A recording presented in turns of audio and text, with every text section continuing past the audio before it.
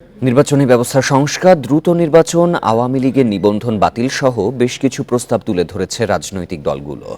অন্তর্বর্তী সরকারের প্রধান উপদেষ্টা ডক্টর মোহাম্মদ ইউনূসের সঙ্গে বৈঠকে দলগুলোর নেতারা এসব প্রস্তাব দেন। রাষ্ট্রীয় অতিথি ভবন যমুনায় বেলা ৩টা থেকে চলছে বৈঠক।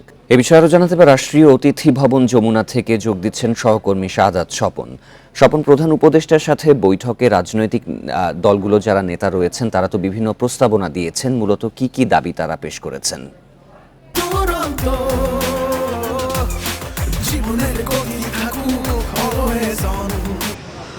দেখুন, আজকে বেলা ৩টা থেকে শুরু হওয়া ধারাবাহিক আলোচনার এই পর্যায়ে কিছুক্ষণ আগে যমুনায় প্রবেশ করেছে ডক্টর কামাল হোসেনের নেতৃত্বাধীন গণফোরামের একটি প্রতিনিধি দল।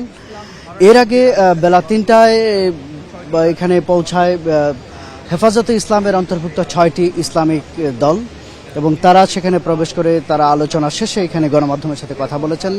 তাদের পক্ষ থেকে দুইজন কথা বলেছেন, মামুনুল হক এবং চরমোনাইর পীর সৈয়দ রেজাউল করিম। তারা যেটি বলেছেন, তারা মূলত নির্বাচনী ব্যবস্থার আমূল সংস্কারের জন্য, ঢেলে সাজানোর জন্য তারা কিছু সুনির্দিষ্ট প্রস্তাব দিয়েছেন। এর পাশাপাশি প্রশাসন সহ অন্যান্য যেসব খাত আছে রাষ্ট্রের গুরুত্বপূর্ণ, সেসব খাতেও সংস্কারের জন্য তারা প্রস্তাব রেখেছেন। এবং তারা যেটি বলেছেন যে আসন্ন নির্বাচন, যে নির্বাচনের জন্য মূলত এই অন্তর্বর্তী সরকার, সেই নির্বাচনের আগে যে কাঙ্ক্ষিত সংস্কার সেটি যেন তারা দ্রুততম সময়ে করেন এবং যৌক্তিক সময়ে করেন, এবং যৌক্তিক সময়ে তাদের সংস্কারের পরে যেন তারা নির্বাচনের বিষয়ে তাদের অগ্রগতির দিকে এগিয়ে যান। অর্থাৎ এখানে যেন অনাকাঙ্ক্ষিতভাবে অনেক দীর্ঘ সময় না নেওয়া হয়, এরকম তারা প্রস্তাব রেখেছিলেন এবং এতে ইতিবাচক সাড়া দিয়েছেন প্রধান উপদেষ্টা। তিনি বলেছেন যে তারা যৌক্তিক সংস্কারের পরেই নির্বাচনের দিকে যাবেন, তারা অনাকাঙ্ক্ষিত রকম দীর্ঘ সময়ে এই সরকার তারা চালাতে চান না।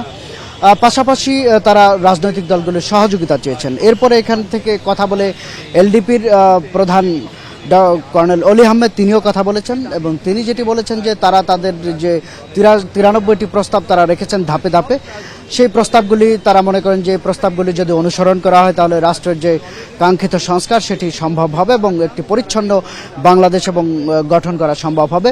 এর পাশাপাশি তারা দাবি করেছেন যে আওয়ামী লীগের নিবন্ধন বাতিলের দাবিটি এলডিপির পক্ষ থেকে করা হচ্ছে, অন্য কোনো দলের পক্ষ থেকে অবশ্য এই বিষয়টি এত জোর দিয়ে দাবি করা হয়নি। পাশাপাশি এখানে সমাজতান্ত্রিক দল জাসদের পক্ষ থেকে, জাসদের একটি অংশ, এটি শরীফ নুরুল আম্বিয়ার নেতৃত্বাধীন, তারাও সেখানে আলোচনা করেছেন এবং তাদের পক্ষ থেকে তারা যেটি বলেছেন যে দুর্নীতিবাদ যেসব রাজনীতিবিদ আছে তাদেরকে আইনের আওতায় এনে তাদের বিচার নিশ্চিত করার জন্য এবং যারা দুর্নীতি করেছেন রাজনীতিতে থেকে তারা যেন আর নির্বাচনে আসতে না পারেন সেই বিষয়টি নিশ্চিতেরও তারা দাবি জানিয়েছেন। তো বৈঠক এখনো চলমান, রাত ৮টার পরে হয়তো পরবর্তীতে আরো তথ্য জানা যাবে, আপনার মাধ্যমে আমরা তা দর্শকদের জানাবো।